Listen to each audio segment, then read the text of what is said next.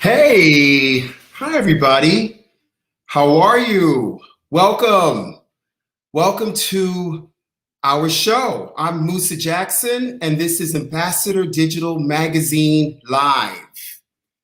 So excited for tonight's show and our reveal.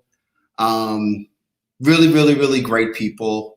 One is an extraordinarily good friend of mine, old dear friend of mine, so beautiful. So I can bring them all.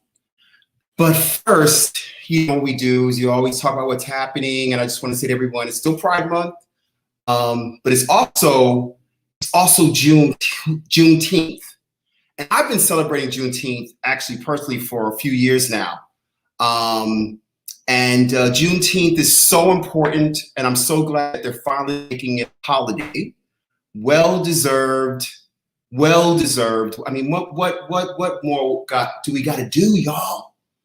We have to wait years to get a holiday that's just, so significant to not just to our country, but obviously to an important group of people that built this country, Black folks, okay, enslaved Africans that were freed on Juneteenth, 1865 in Galveston, Texas. The last were freed on that day, and they've been celebrating ever since. So I hope that we become black this weekend. Y'all hear me? Okay? Because although I love a good holiday and a good reason to go to somebody's house and eat some ribs, honey, give me a reason. You don't have to even really give me a reason. But but I don't have a major reason. Let's just not forget what's also important that comes with this. So as we're celebrating this incredible holiday, they don't really want to teach it in schools. Also, we're still waiting for the Anti-Lynching Act bill. Voter suppression is also happening. Not to mention police brutality, killing Black folks, and violence, and and reparations. Those things too. So although I love a holiday, please check off those things when you do that too, okay? All right? So with that said, I want to wish everybody a happy Juneteenth, okay? All right, my people. So I know what y'all gonna do. Y'all gonna turn it up. I can smell the barbecue. All right. And also on Juneteenth, is the premiere of Questlove's Summer of Soul. Very proud of this film. Very proud of Amir Questlove, an extraordinary man whose film, The Summer of Soul, was the Sundance Grand Jury Prize winner as well as Audience Prize winner. And it's a film that is a documentary that took place in the summer of 1969 in Harlem, in Marcus Garvey Park. It wasn't Marcus Garvey Park back then. It was Mount Morris Park. And I should know, I was there. I'm also in the film, and I'm one of the people that recount this amazing moment in Harlem's history, along with Gladys Knight, along with Stevie Wonder, along with the Fifth Dimension. There were many others that were there. We had the greatest acts of that era: Sly and the Family Stone, Moms Mabley, oh my God, David Ruffin. They were Stevie Wonder. How can I forget that? Gladys Knight and the Pips, as I mentioned, Sly and the Family Stone, and of course, the great Nina Simone. And for a child from Harlem who happened to be fortunate enough to have this incredible memory, we'll talk about that later when I get to one of my guests, because she knows I got a good memory. It started there. It was one of those shocking moments that shocked all of my senses. And I think that's where it all began, because I just witnessed such Black excellence and Blackness that it would shape my life. And there's the man right there. So I can't wait to see him tomorrow, where we have the premiere, where he brought it back to Marcus Garvey Park. And he's going to do a great concert afterwards. And, you know, I can't thank this man enough for what he's done, not only for our culture, but for Harlem. So with that said, I also want to talk about, also it's another holiday, okay? Let's keep it real, y'all. It's going to be Father's Day this Sunday. So I want to give a shout out. There's a great father that's coming up later. But I want to give a shout out to all the fathers out there that are really doing the damn thing, holding it down. You know, listen, we know mothers, y'all the bomb. I had a great mom. I actually came from a single parent household. I did have a father. Did not work out. So my mother held it down, and there were many great dads in my life that filled some of the void that, you know, that my mom provided around me, very positive influences. But I see so many today. I see so many fabulous Black fathers, and that's right, Black fathers do matter. So I don't care about what images they put out there, how we've been portrayed, or the lack thereof. We have always historically been a part of our children's lives. I'm glad that the world is recognizing that, you know, and just how essential the Black dad is. So once again, I take my hat off, and to all Black fathers. Yeah, that's right. That's right. That's right. That's right. And I want to, you know, end. Today happens to be my sister's birthday. She turned 60 years old today. Lainey, well, we call her Lainey, but her name is Phyllis. Beautiful, beautiful. I couldn't have had a better older sister. I really could not. You know, her kids are now grown. She got married. There she is. Look at her. That's 60 years old, y'all. Looking like she's 30. She just got married 2 weeks ago to the man of her dreams. They're both divorced people, raised children, and sweet as pie. They're both like these two sweet people that got together, which is kind of crazy because I didn't think anybody could match her sweetness. And he is just like her. And they found each other, they fell in love, and they got married. So this is how my sister enters the next phase of her life. I love you, Lainey, Phyllis. Okay, enjoy your day. So I just can't wait. I want to jump right in and bring on our phenomenal guest. So the first I have to talk about her is one of my oldest and dearest friends. I adore her. She's easily one of the most beautiful women in the world. Supermodel, entrepreneur, star of Real Housewives of Atlanta, owns Bailey Wines, Bailey Cellar. She's this woman's bomb. Okay, married to another bomb, beautiful, handsome man who is a two-time Emmy award-winning sports journalist. He's an author, TV host. I don't know what the man can't do. They're both parents of grown children now, and found love later in life. So I want to bring on our guest, the most magnificent Cynthia Bailey-Hill and Mike Hill. Hey. Hi. Hey. What's up, Musa? How you doing? What's up? What's up? What's up, beautifuls? Look at your smiles. Look at this glow. Yeah, we're actually at Mike's mom's house. We started our Juneteenth celebration today. Yeah. We'll be carrying it out through the weekend. We've been eating. I hope I don't have barbecue in my teeth. Oh man, and I can smell it, Mike. Oh God, I know. So. I know she can burn. Oh, my brother burns today, but happy Juneteenth to you, brother. Yes. Thank you. Happy Juneteenth to both of y'all. Thank you. I know it's so significant. I was saying earlier just how significant it is, obviously to us, you know, our culture, really to the world, because damn it, everybody should revel in all of us as we are so used to reveling in them, right? So even though it's important, obviously, to Black people, it should be important to everybody. Right. But you know, so I'm happy that we're able to celebrate that now as a holiday. And even if they're trying to somewhat, I think, suppress it in schools, we can listen. We always learn things in the home, right? That's true. You know, so we got to remember that. But so guys, got to start with you, girl. Starting with Miss Cynthia. So, honey, Alabama. Alabama. Born and bred in Alabama, honey. Columbia, Alabama. I spent So talk about that a little bit. Your background. I know people know, but what I want to say is that, you know, it's just like I love everyone's journey. Oh, it's always fun to not forget where we came from. Oh, you know, how can we look where you are right now? You're a mom. I can't forget if I wanted to. You never forget, honey.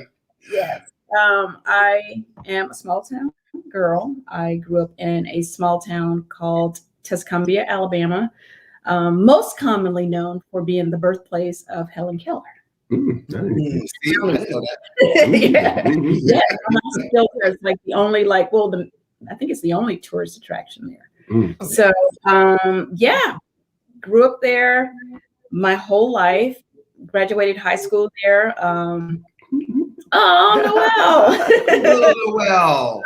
Noel came much later. So a lot later, honey. Okay. That did not happen in high school in Alabama. That came much later. But anyway, you know, growing up, I grew up in kind of a lower, kind of middle income kind of house. Like it was one of those families where we had everything we needed, but we couldn't get a lot of stuff we wanted. You know what I'm saying? But we had all the basic necessities. Great life. I do love growing up in the South and then moving to New York later, because I felt like I got a chance to really have a real childhood, like being outdoors and fishing and catching tadpoles and chasing anything, snakes, anything. Like we did everything. I am truly a country girl. But one of my fondest high school memories is me being crowned homecoming queen of my high school, which was at that time a predominantly white high school. And I was the first African-American homecoming queen with the all white court. And it was a pretty big deal at the time. And I just remember thinking, oh, wow, if this can happen, then who knows what else I can do with my life, Right. Musa, I'm sorry, brother. I mean, I saw somebody pop up saying she's being really humble. Wait until you hear her story. I mean, she has such the amazing story. You think you know Cynthia Bailey from the Real Housewives of Atlanta and from her supermodel days, and you have not heard this woman's story until she breaks it all down. I've been begging her for the last 2 years to write a book, because it's not only inspirational, it's inspiring. It's inspiring. It's interesting. It's entertaining. The people that she came across in her life, coming from Alabama to New York, the way she got into modeling, the fact that there was a person in her life that pushed her towards that, her first boyfriend. I mean, all that stuff. Her story is amazing. So I'll be happy when she actually is able to actually put this on paper and actually write this book that the world needs to hear and read about. Absolutely. What a beautiful picture of you, your sister, and your dad. And we talk about that, those early days, Cynthia. I remember when, Mike, for us that were there at that moment, when Cynthia came in the industry, I happened to be one of them. And it was pretty astonishing to see her, because there were a lot of models. We were all pretty close, because a lot of Black models, because as she'll tell you, there weren't a whole lot of us. So, and then me and Cynthia were at the same agency. And I just remember the first time I actually saw Homegirl, and I was just like, oh my God. She was it was like this Nubian princess was in the office. See, that's the thing. Cynthia, I got a photographic memory. Oh my God. Look at you. Wow. I haven't seen it in a long time. That's what she looked like. And she's standing in the office, and she's with Paul. Paul Rowland from Women. Paul Rowland, New York. Women, because I was with men. Yes, with Nadia. Yep. And she literally like kind of became my little sister. Mm-hmm. Right? Kind of instantly. It was like something like you felt like as a Black guy, you had to protect her.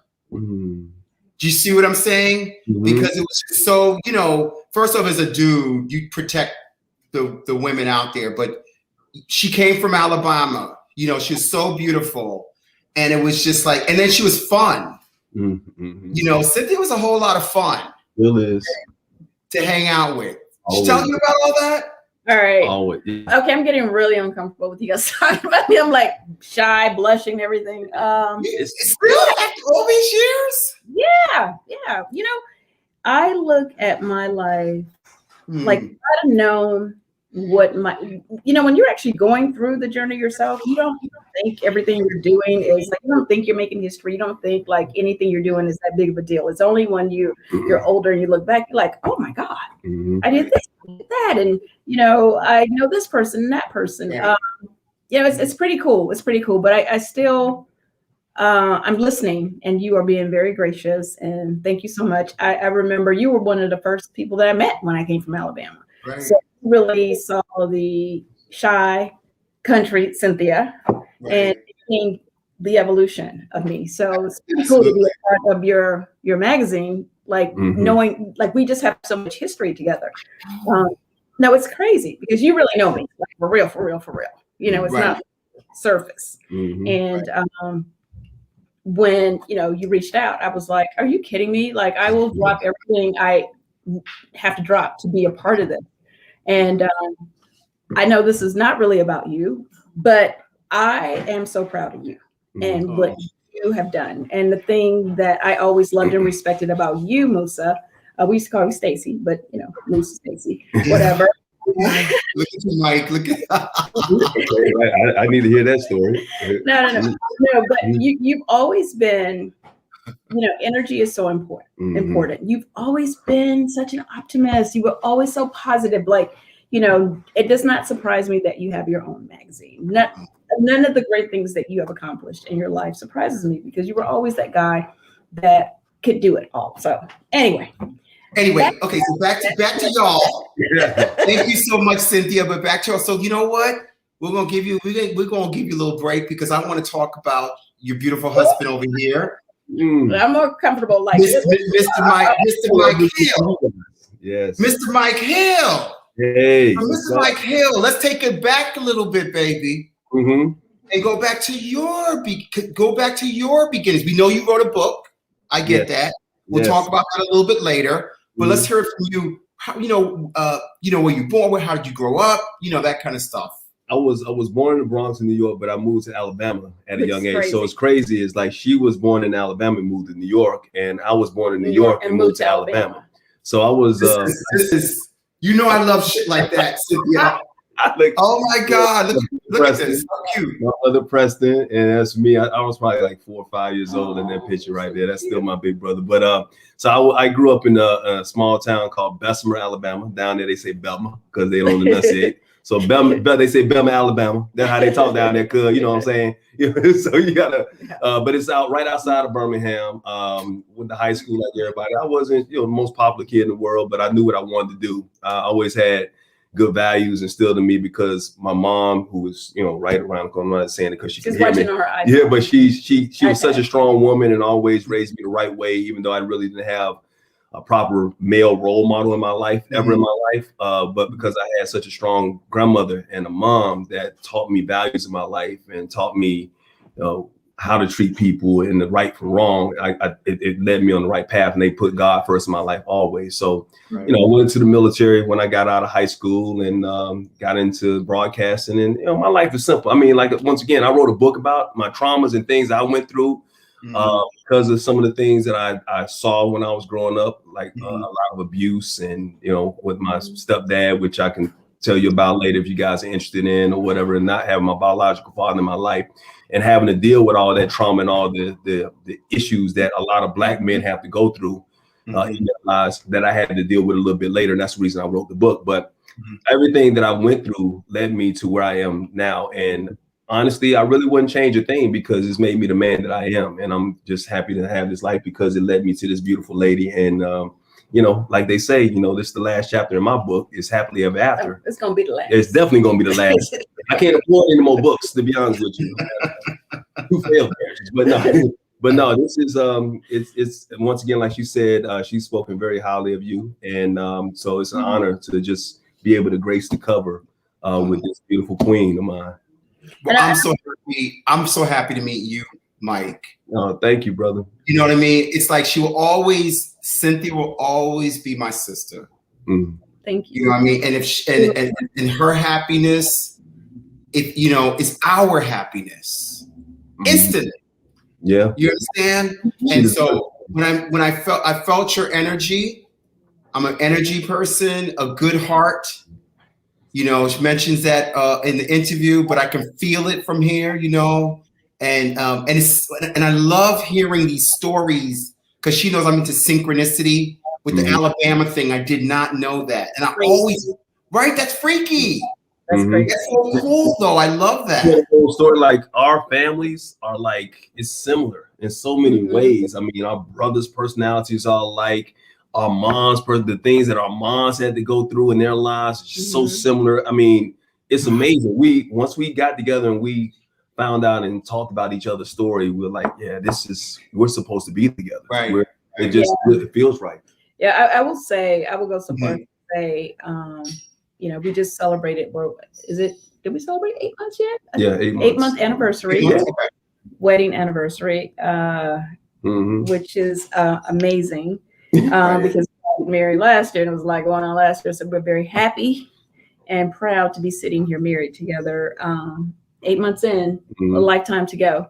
And one of the things that I can say, you know, with all, you know, the kind of similar upbringings, which we didn't know until we met, compatibility is such an important thing in a relationship. I will say hands down, like you like a soulmate and all that stuff, all that's great. You can find it, okay? You may not ever find a soulmate, you know what I mean? But if you can connect with someone and connect all caps, and if you are compatible, that's like way up there would be the whole communication part of the relationship. Like we actually like each other, and I like her. And we like to do a lot of the same things. We have a lot in common, and it just feels easy. Yeah, you know what I mean? Easy because. Can I go back for a second? Because I want to go back to the Steve Harvey show. Yeah. Oh yeah. No, why am I going back? Because so how did you get on the show, Mike? Were you a contestant? Like just the whole kind of coming together of that is kind of, you know, we want to know. Let me set that up. Okay, so I was on Steve's show. I know Steve and his wife, Morejon. Okay, got it.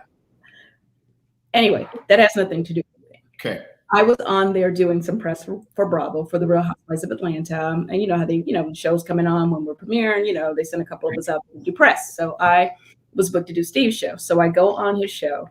And at this time, I am in the midst of my divorce. I think at that point, maybe I was separated, filing for divorce. I was definitely going through divorce world. And with that said, I ended up doing a show. And for me, you know, as a person that's on television, that was a really hard show for me to do that day because I always have to put my game face on it. I don't get a day where I can be like, oh, you know, I just don't feel like doing the Steve Harvey show today. Once they book me, I have to show up. And I remember waking up like, I don't know if I can do this today.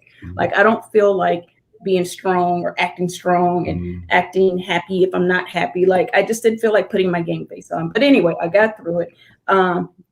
I remember Steve having a conversation with me before we went out there, as he often did when I did a show.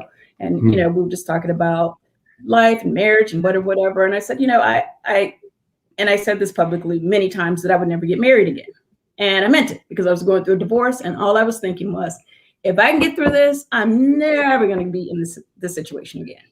And people that have been divorced that may be on here can probably relate why I felt that way at the time. He felt that way as well. That's another thing that we have in common. He said he would never get married again. And here we are sitting up here, 8 months married. So anyway, so Steve basically was going back and forth, and he was like, oh yeah, you know, I told him I was, oh, you know what, I'm actually, let me fast forward to, I did that show and then I went back again. Okay. So I went back again. I know I'm jumping around. And at this time I am divorced, and I'm like, I was on, the other show was kind of dark for me. I was sad inside, and I just felt like when I look at that show, I can tell that I'm sad. You guys see the glam, the hair, the cute dress, but my spirit was sad. Right. So I go back on, now I'm in a whole nother space. Now I am like free and happy and dating. And I mentioned to him, you know, he asked me about, you know, how's life after divorce. It's like, oh, I'm dating, I'm on a dating app. And then, you know, Steve's old school. So he was like, a dating app? What the hell are you doing on a dating app? You don't need to be on no dating app. You Cynthia Bailey, you know, I can hook you up with some of my boys, whatever. So we go into this whole back and forth. The audience gets really into it. And he's like, I need to bring you back and we need to find you a guy. So I was like, okay, well, I am not doing that good of a job. So if you want to try to find me someone, great. And I'm just thinking we're just talking, you know, I mean, we're live. So I didn't want to be like, no, you cannot find me a guy, you know. So I was just like, yeah, whatever. Fast forward to my publicist calls me and she's like, Steve really wants you to come back. He really wants to put you in his dating pool. And the crazy thing is, you know, your PR team, they always have your best interest or whatever. For whatever reason, this time, and they were like, oh, we don't really think you need to do it. You know, they really don't do celebrities in the dating pool, you know, whatever, you know, you may come up a little desperate looking or whatever. And I was like, you know what? I'm happy. I don't really care. Let's go for it. Let's do it. So thank God, I just went with my own gut and intuition. I was like, you know what? If I don't meet anyone, it's fine, whatever. As long as I don't, you know, as long as I don't get stuck with anyone that, you know, it's like you pick somebody. And I ended up going for it. And then you can say your part. So yeah. So her part, she obviously is on the show. And then, so I knew Steve from before because my cousin is D.L. Hughley. So they've been on the road, Kings of Comedy, whatever, before. So I knew of Steve, but, you know, of course, he had the show. And then one of the producers reached out to my co-host on my radio show I was doing at the time named Ephraim. And Ephraim was always giving me advice about dating. He used to always tell me I wasn't ready to settle down because, you know, I was always telling him about how I was running the streets out there doing my thing in LA. She was running the streets more than I was, to be quite honest with you. It was a little tight for a minute. That's okay though. Ain't nothing wrong with it. Be a little tight. Got a little thottish in this. Ain't nothing wrong with that. So Ephraim says, hey man, would you be interested in going on Steve Harvey show? They got a dating pool and meet one of the Real Housewives of Atlanta. I'm like, well, which one? And, you know, of course, you got to ask which one because that matters. And then so when he told me it was Cynthia Bailey, I'm like, oh, okay, yeah, I was familiar with her. Beautiful lady, very classy, somebody I could see myself dating, but I didn't think that Cynthia Bailey was on this show to find love, to be honest with you. So I thought it was just going to be something fun. So I went on the show, and long story short, went on there, and everything possible happened to basically push the taping of that show back that day. And I had to go to work later on that day. So I had to be at work at a specific time. And I had a hard out, and I told him that. And it was Steve's birthday. A lot going on. He had dinner or lunch with his family, which pushed it back. Then the taping got pushed back. Then there was something wrong with the production or whatever. You had to leave at a certain time. And I had to leave at a certain time, and I had to host the clip. I had to be at work. I wasn't going to lose my job for the possibility of finding love. That wasn't going to happen. So I would never find a woman if I'm broke. So I said, I kept telling the producer, I said, look, you know, I'm nice. This is nice, but I got to go. And they said, no, stay here. We're going to get started. So I was basically 2-3 minutes away from leaving. And they finally started. They took us out to the waiting area, which we still had to wait like another 15 minutes. I think they just wanted me to feed me. When you guys know, Mike is such a stickler for time. I don't know if it's like the military stuff or whatever, but if you'd say him is starting at like, we got to be somewhere at 5 at like 4:49. He's like, I thought we had to be somewhere. What we doing? Yeah. So I've never missed a show in my life, and I plan never to miss a show because I love my job too much. I love doing what I'm doing. But anyway, we get out there. And we finally get on, and you know, obviously she's beautiful. And I think if you've seen the show, you saw what happened. I think I was on my A game that day, but once again, well, basically, he took over the show. Okay, I was gonna win. And the crazy thing is, when you did. But here's the thing: when I was backstage, you know, they were telling me, oh, this, you know, one of the guys, this guy Mike Hill, he has a heart out. He has to leave at a certain time, whatever. And I was like, who the hell does Mike Hill think he is? Like, this is my show. I'm coming here. He's supposed to be happy to meet me. And now I got like working around his schedule already. And I hadn't even like met this man yet. So I was like, oh, I hope I don't like him. I hope I don't like him. But the crazy thing is, I was like, well, first of all, Steve, there was like 3 guys, right? I was like, who, I live in Atlanta. So I was like, do these guys even live in Atlanta? Because that's where I live. I travel a lot, but Atlanta's home. And with this one guy, he's a lawyer, he lives in Atlanta. So I was like, okay, I'm going to definitely focus on him because he had home court advantage. Mike lived in Atlanta. I forgot where the other guy lived. So I remember walking out there and they had like 3 backup guys, I guess, because I could swap guys out if I didn't like them. Right. I'm walking past the backup guys and I'm like, well, I hope who's ever out there is better than these backup guys.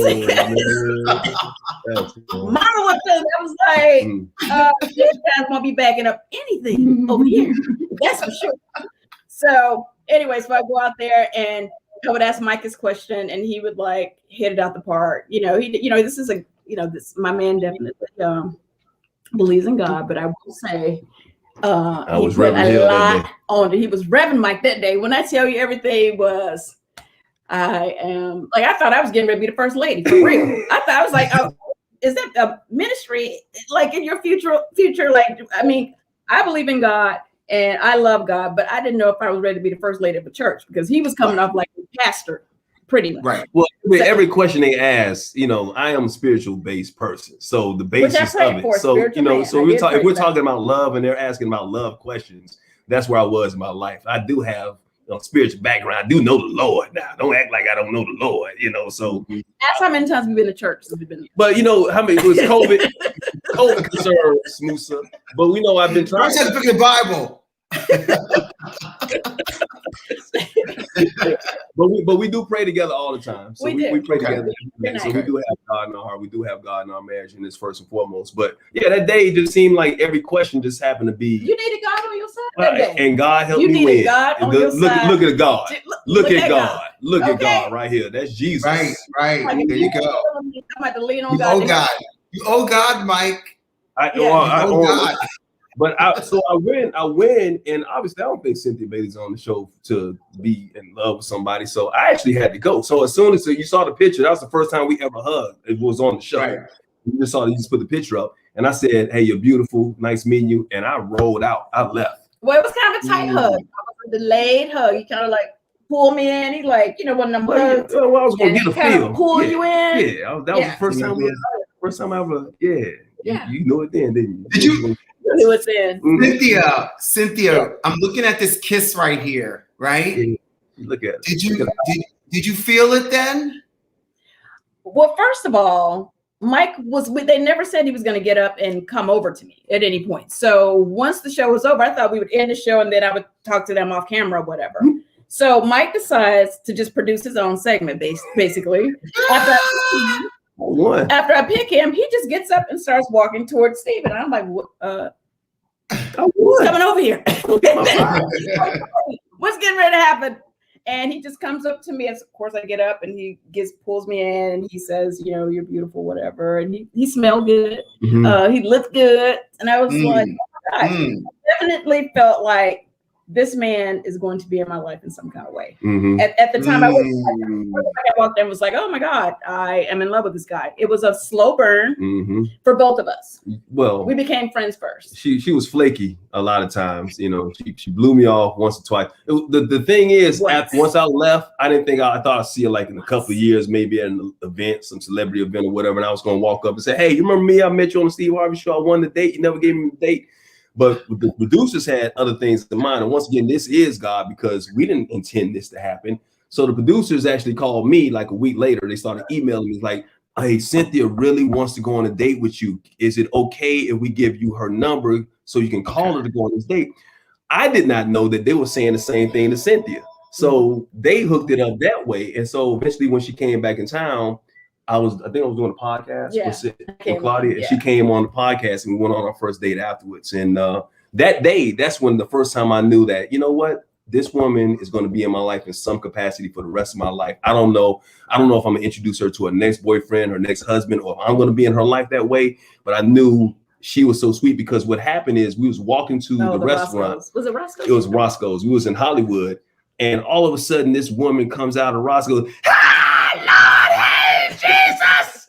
Oh my gosh! she ran up on Cynthia, and Cynthia just looked as if she didn't blow off, she didn't get scared. Cynthia just extended her arms like she was Jesus in female clothing, and just gave this woman the biggest hug and embraced this woman. And this woman This is before COVID. This is before COVID. Let's be clear.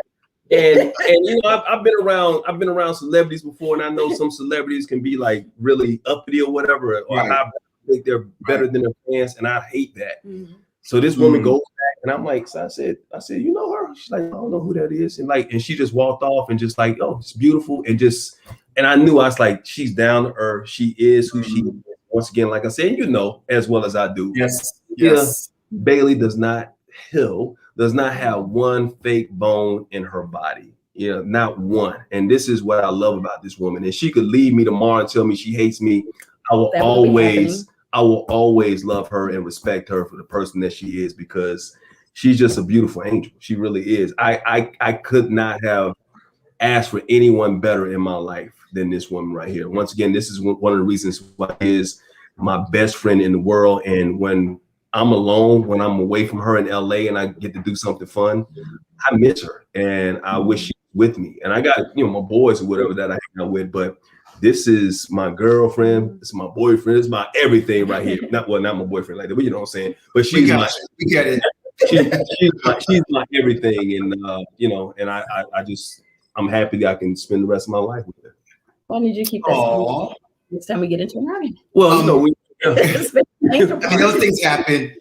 But let's talk. I just saw a picture. Some angel. Go to that picture, y'all. I just saw you guys' marriage. So you guys the wedding. Mm-hmm. What made you decide to have it during a pandemic on a specific date?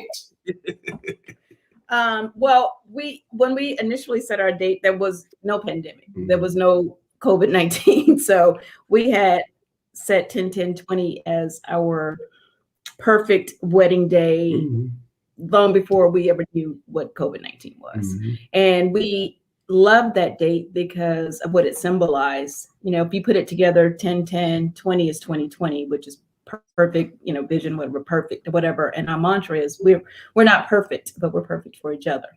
And so for us, once we were able to legally and safely pull off that date, once that was an option, we had to spend a lot more money making sure we, COVID-19 proved everything. Once I got the information of what we needed to put in place for that to happen, we decided to stick with the date. Now, had we not been able to do that, then we would have changed the date. But for us, that our efforts did not go in vain. We didn't have anyone get sick as a result. We were very transparent with our guests. We pretty much almost discouraged them from coming to the wedding, to be honest. We were like, look, we understand if you can't come. We're in the middle of a pandemic. Because at that point, I was like, it was fine. It was never about the numbers. It was about including the people that we all wanted to have there at that time. I wanted to be there for us and celebrate. And like you mentioned, the positive energy. We want nothing but positive energy around us. And anybody that was at that wedding that day provided positive energy. And I think that's one of the reasons why no one got sick, because we did everything in our power to ensure everyone's safety. If you're going to come there, you're going to have a good time. You're going to be safe. We didn't think anybody was coming. We basically gave everybody coming. It's like everything they needed. And most of our friends except the vaccine. Out of town. So people had to fly in, and people weren't really flying like that. I was like, we'll be lucky if we have 50 people. Yeah. Everybody came. They came. It's like it backfired. They all because everyone had been home, stuck in the house for 6-7 months. So they were like, give me my mask, my shield, take my temperature, and let's party. And you can ask anybody there. They all say they had a great time. I mean, it was, look, a great time. That's an understatement. People got their lives. Yeah, they partied. We have a lot of older guests, and we really. I know y'all listening. I know Mike's mom is listening. We really tried to discourage them not to come because they kept saying they were the most vulnerable or whatever. Right. The old people signed up first. They are SVP first. I was like, okay, now y'all need to be more careful than any of us. They were like, we're there. They had masks, their shield. They did everything they needed to do, and they partied hard. Like I've never seen your mom. I don't think my mom was drunk, I believe. Yeah, I think was drunk. Yeah, my mama can't even hardly walk. She was dancing that night, boy. She was like, for real. No, I was like looking around. I was like, this is crazy. I was like, everybody is drunk and having a good time. It was incredible to just watch everyone. It was like everybody just needed a reason to celebrate. Yeah, that's Mike and his brother Preston. So you know, and you know, we took a lot of you know, we expected, you know, to have some resistance in terms of the press and stuff when it came to our decision, which is fine. Like I knew that was going to happen. However, I would have appreciated if, while they, you know, said what they needed to say or gave their opinion, if they had reached out and allowed me the courtesy of giving them all the extra facts that happened for the wedding, like so they can, you know, tell the whole story. Like even if they still didn't agree, just, you know, say, hey, they did this. They, you know, hired a COVID-19 specialist to come and disinfect the place. They had temperature checks. Everyone had to wash their hands before they entered the building. Had they let that person then said, and we think that they are just a bunch of assholes for having it, still fine. But they kind of skipped that part, which made it seem, you know, like we were just out here wilding out, like we were in Miami, you know, Miami spring break, and that wasn't the case. You know, our friends are older. I will say that what got back to us was how safe it was. So what got to New York, what got to us in New York was actually, we didn't really get a lot of that. We saw what I saw was the precautions. I saw, and I thought that was really kind of cool. Quite frankly, I was like, damn, oh shit. Yeah, we pulled it off. Wow, y'all really did that. She pulled it off. Y'all pulled it off. That's what came across to us. Yeah, and the only thing like I didn't think about, because I think I thought about everything for the wedding. Like I forgot that like we're celebrities now, and a bunch of my friends are celebrities. So I just didn't think about people wanting to take pictures with everybody. Like I forgot about that part. So of course, for the photo, they'd want to take their mask off for the picture and then put it back on, just like they would take their mask off to eat or drink, and then they would have to put it back on. Like mask patrollers there and all that stuff. But anyway, so of course, everything is on the Instagram is all these people with no mask on because they took it off for the picture and then put it back on. So it just was, you know. Okay. But anyway, we're past that. We're happy. Like I said, it's been, thank God, you know, no one got sick. Mike and I both took COVID and are still taking COVID very seriously. I've been getting tested for COVID since it happened because I've been working throughout the whole time. We filmed the Real Housewives of Atlanta during COVID. So I understand how serious it is. Mike understands, and we would never, just be irresponsible. Right. So. Well, I want to say first off to you, Mike, happy Father's Day. Thank you, brother. Appreciate that. Up. Yeah. And and that, when you get together, you're blending families, and in your case, you're blending women. Yeah. Yes. You have your two beautiful daughters, Kayla and Ashley, and now your bonus daughter, Noelle. Yes. Yep. And so, how was that like for you guys bringing? And they're all young ladies now, so we have adults. Yep. Two 21-year-olds and a 19-year-old who's going to be 20 this year. It's great, and what's wonderful about that is that it all happened organically. Nothing was ever forced. All the relationships just kind of happened. Ashley and Kayla met Cynthia, and they developed their relationship, and it just kind of organically happened. It wasn't like, hey, Cynthia, sit down and talk to Kayla and get to know her. Right. No, they just kind of started vibing with one another. And Noelle and I we connected, hit off, and we did the same thing. And then Noelle moved to LA before I did. Yeah, and Noelle and I had a bond long, exactly. She stayed with me for like 6 months or whatnot, and in the house while she was back and forth. Yeah, exactly. So we have that bond, which we still have today. And like you said, Noelle is my daughter. And I know Ashley and Kayla, she feels like her daughters as well. And we have that family, and that's the most important thing to me is that, like, I don't look at Noelle as a step anything. And like you said, I call her a bonus daughter, but I am, only reason I say bonus daughter is because I'm very respectful of her father, Leon. She only has one father, and that's Leon. but Noelle knows that. Look how beautiful she is. Like that, I'm here for her, just like Leon would be there for her in any capacity. So, and I know she'd be the same way for Ashley. 100%. You know, I think when you blend families, I think that is very important to have respect for the other parents that are involved. And I'm very comfortable with my position with Kayla and Ashley. They have two great moms who have raised them. They are gorgeous girls. They are very respectful.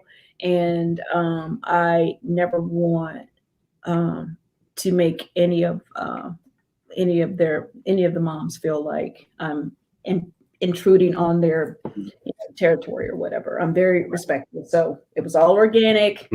They come to me when they want me. They whatever. I'm not forcing myself. I'm not like, hey, I'm so awesome. You want to hang out with me more than whatever? No, there's nothing going on. It's just very like, it's real. We're here if they need us to be there for them, and you know that. And what's crazy is like Leon and I have a great relationship too. I've been knowing Leon longer than I've been knowing Cynthia. Which is crazy. So I met Leon. Yeah, you know, when I was on ESPN, Leon. He's a huge sports fan. He's a sports guy. So and he's a New York Knicks guy. So we kind of hit it off. Met at an event.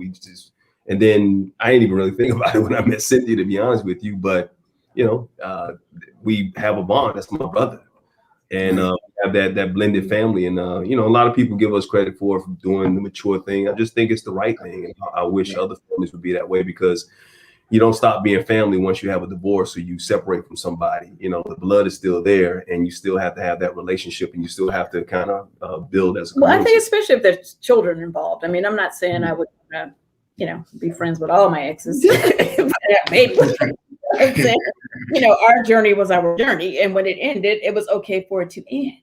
But if there are children involved in that relationship, then you know, it becomes kind of a package deal. I'm married Mike, but you know, his daughters are his daughters, and they are part of his package. You know what I'm saying? And same for Noelle. And you know, you're going to see Noelle if you're going to be with me. Right. So important that you know that we any relationship that has children, it is a package deal. It is a definite package deal, and that the kids have. In this case, your adults, you know, find their own way. It seems like not like you guys, like you said, forcing it, but they found this in the final way. No, and I'm really happy that we met when we did, because we're not dealing with babies. We're not, you know, that's a whole nother ball game. These are young adults. They, you know, they have their own brain. They do whatever they want to do, and they tell us what they want us to know. They have their own relationship too, you know, and they're like sisters already. Like, you know, it ain't a utopia. I mean, we're not going to sit here and lie about that or whatever. You know, we all had to come together during the quarantine, the pandemic, and that was tough. That really tested everybody. I think that was tough for everyone. Yeah. So, but we came out stronger for it, and it just made me realize, you know, like we're a team. We're bonded, because it'll be in the next book. Right. It's like one thing to choose to be around each other all the time, and another thing to do a prison sentence for you with you know what I'm saying? And it kind of felt like we were locked up together for like, you know, what, 6-7 months? And I was the only dude there, and I had to deal with all of them. But it's cool, you know. Yeah. It worked. You know what? I think it brought us closer in a lot of ways, because we really had a lot of quality time together. We really did. And it tested us. But, you know, once again, going back to our spirituality, you know, God puts you through things for a reason. It lets you know where you are, and it made us strong, and it made me open my eyes, and a lot of adjustments. And, you know, like I said, reading my book, you'll see the growth that I've had, but, you know, certain things I still needed to grow, and I still needed to learn, and I still needed to build on, and I'm still doing it. And that's why, you know, I'm happy that you started off your show today talking about Juneteenth and how important that is for the Black community. But, you know, one of the reasons I wrote the book is the importance of mental therapy when it comes to Black people, especially because of all the trauma that we've gone through. So that's part of the journey, and I'm happy that I'm on it. Right. Beautiful. And it's interesting because, you know, we're still prepared. We have tons of pictures of Cynthia's modeling and your sportscast. We had like tons.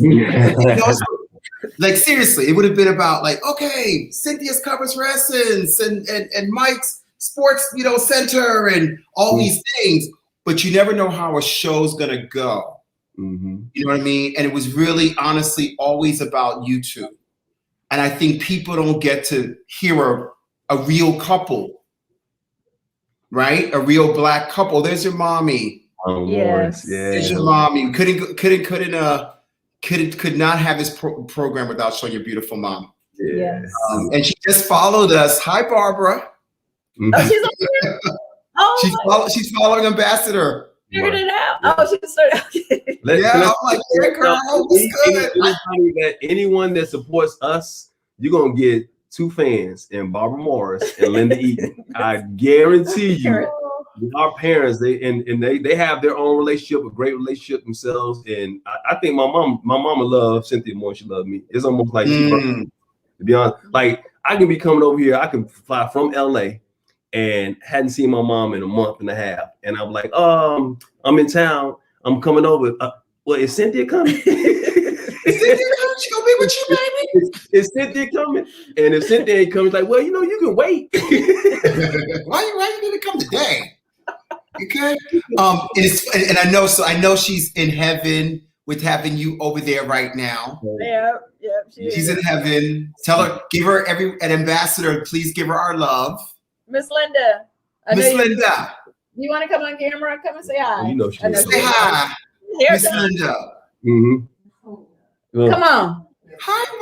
Oh no. She had eye surgery, and she just likes this. She's like one of those people that like to watch. She don't be on camera.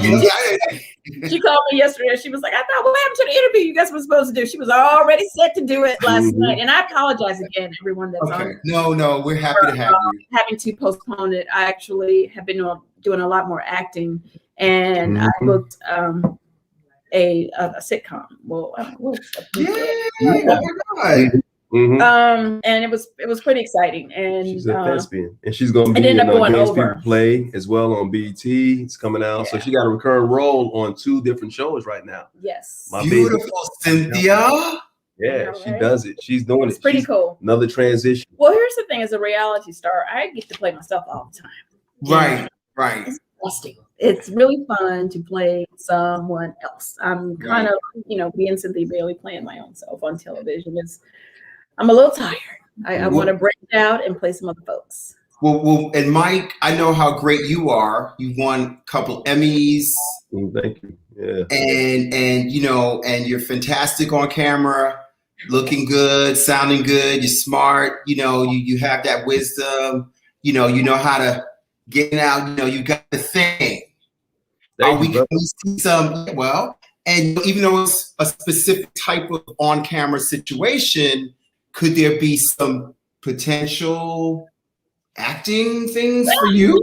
I'm sorry. Yeah, absolutely. Okay, we're trying to pull here. We're trying to dig. We're gonna do it all. We're gonna be multi-dimensional. We're gonna do behind the scenes too. I mean, producing, executive producing, creating shows. Good. Scripted and unscripted. We're trying to build an empire, so that's what's important. I don't want just a wife. I want a partner in business as well. So yeah, but acting is on the horizon. The irony is the reason I got into broadcasting is because I wanted to be an actor earlier on in my life, in high school. But I figured being in television on the news was a little bit more stable. And my mom's funny because my mom gave me some of my best lessons in life. She probably didn't know. I remember to keep telling my mom, I want to be an actor. I want to be an actor. And I would tell her that like almost every month. And she just said, shut up. Stop telling me about it. Until you show me you want to do it, I don't want to hear it anymore. And that propelled me to actually start putting things into motion. And people can look at certain things that your mom tells you and it can turn you one way or the other.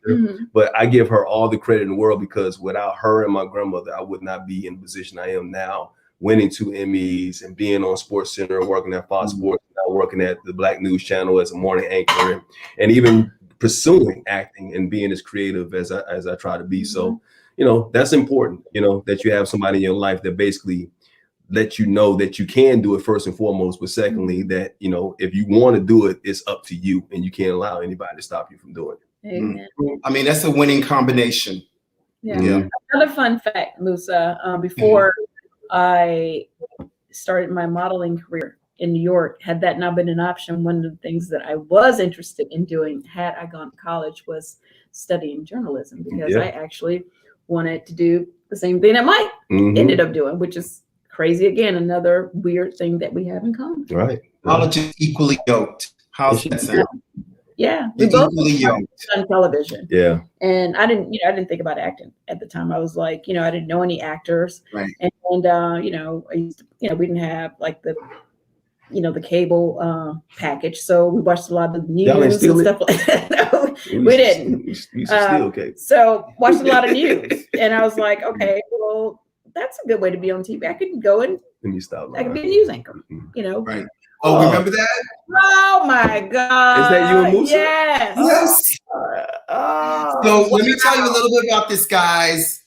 So this was Cynthia's first acting debut was Without You, I'm Nothing, Sandra Bernhardt's film.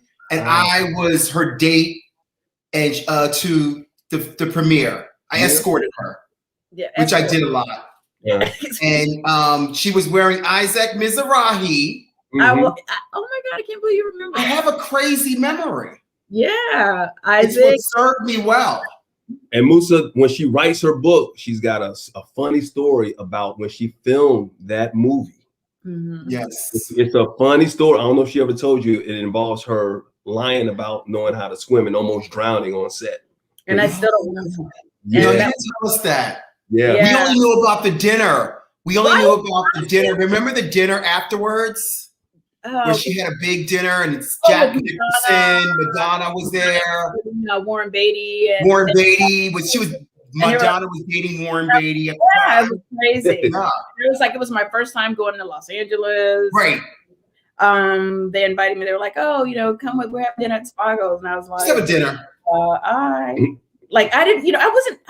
wasn't around like famous people like that, like Madonna. Right. Like, and I didn't know what. I didn't really have anything to offer to the conversation, so I didn't really want to go, honestly. Oh, that's Diddy. That's Janine and Diddy. That was a white party, and we used to always go to Cancun and party together. Yeah, Diddy's been having fun for a long time. Those were the fun days. The fun days. Yeah, fun New York life. I just put that one up because I think that says it all. Yeah. Of the 90s life.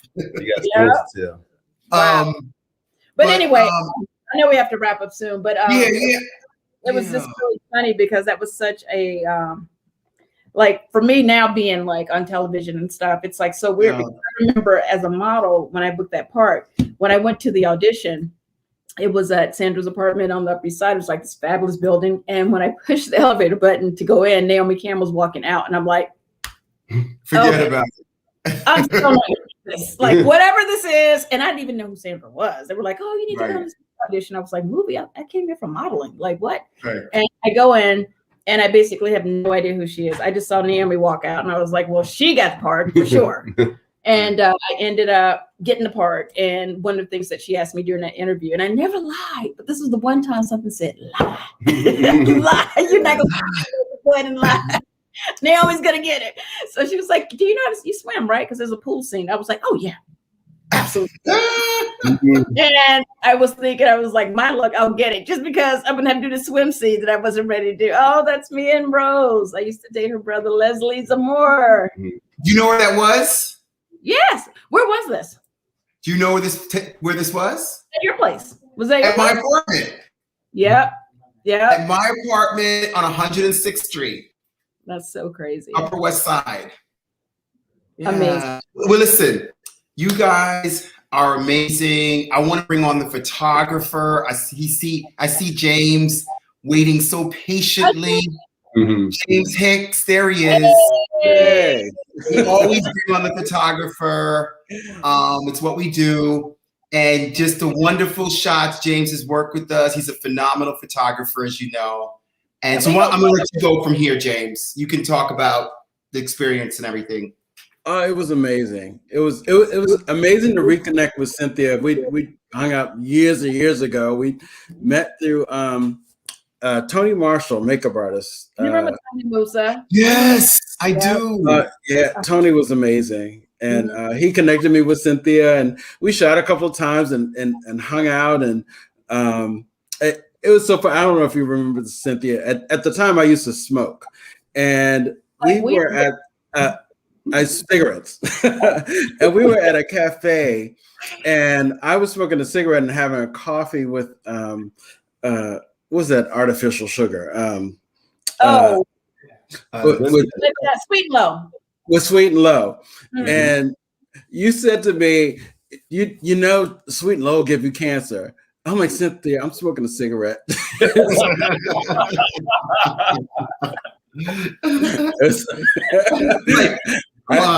Yeah.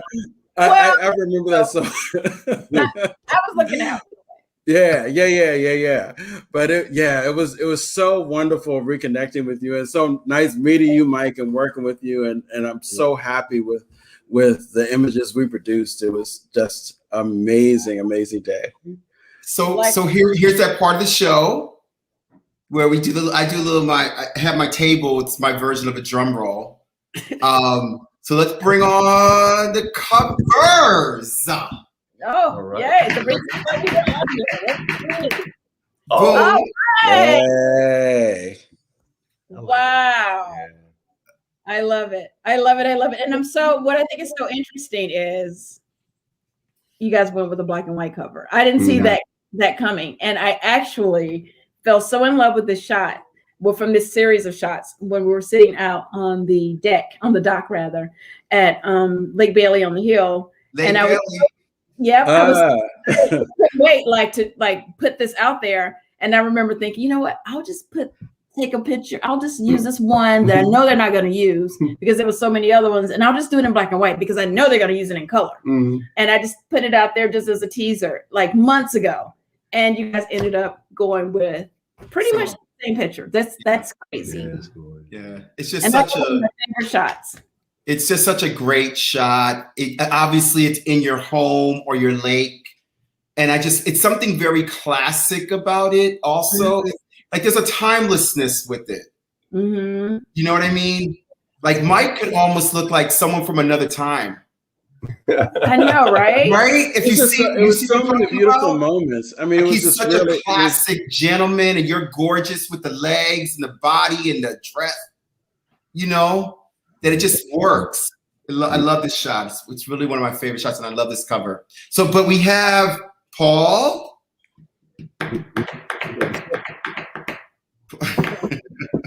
It normally works. It's okay. We get the build up. The build up, Paul. But no, but I love. Okay, here we go.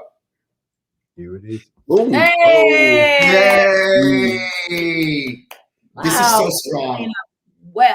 We clean up really well, baby. Beautiful. Awesome. It's just it's so powerful and sharp and beautiful. And the two of you are just like, you know, giving it. It's power couple. It's a power couple shot. Yeah. Absolutely. Without question. Yeah. This is one of my favorites for sure. Yeah, that's fabulous. I love it. I love it. It's beautiful. All black design. There's more. Boom, y'all. Kaboom. Wait, can I post these tonight? Give me. Cynthia, like, yeah. That is like, insane. Yeah. We got you, girl. That's insane. I love that shot. Isn't that insanity? That's insane. That's insanity. That's incredible. Wow. Look at you, James. It was incredible shooting it. That was spectacular. And Cynthia, I have to take, when you opened the door and I saw you were like just no makeup, I was like, oh my God, you look amazing. You do. You just look absolutely amazing. Yeah. Thank you. Fabulous. So good. That picture's incredible. I love everything about it. That's classic. Everything. I actually want to frame this picture. It's like art. That's that shot, Cynthia. It's And on I your still wall. love it in black and It's white. on your wall. It was incredible in color, but in black, I love black and white. Yeah. It's just, No, it's gorgeous. It's beyond gorgeous. Beyond. I love it. Yeah. It's just so whoa when I saw it. You know, okay, what's coming next? What's coming next? Oh, I remember this, but we were like trying to figure out this dress and yeah. Together, James, and I love how this came out. Yeah. I love the patterns. Yeah. I'm so glad you suggested this. This just really worked. It really, really worked. Yeah, we tried it a couple different ways, and I remember just thinking, we don't have it yet. Like I just feel like we need to we just need to like lay it down somewhere. And we threw the pillows on it, and it just came together. We both realized that moment, James, when it was like, okay, this is it. Yeah, this is it. Yeah. The patterns, the pillows, just fills out the whole photo. Yeah. Beautiful. And Mike! My husband. That's that GQ style. No, babe, you look amazing. That's that GQ right there. I know what that's like, baby. That's a model pose, babe. I know, right? He's smiling. That's it. She had to teach me. And I love the leg. You know, Cynthia, I go for the whole composition. I know the whole thing. You know, the way the foot is in front. Everything about it is sharp. Right, yeah, he's graduated from the Bailey Agency, so he got beautiful shot. You did a great job, gorgeous. James. You made me feel very beautiful, James. So Thank much. you. Wonderful photos. We'll have. I want to thank Rodney Harris from Slam Management for reconnecting us, and he really was instrumental in making this happen. Oh yeah, Rodney. Definitely have to give that shout out. If you want to give anybody shout outs, go for it right now, James. You just mentioned Rodney. Yeah. Okay. The designers. Thank you, David Dela Cruz. Yes. Thomas LeBone, Michael McCullum for Florette, and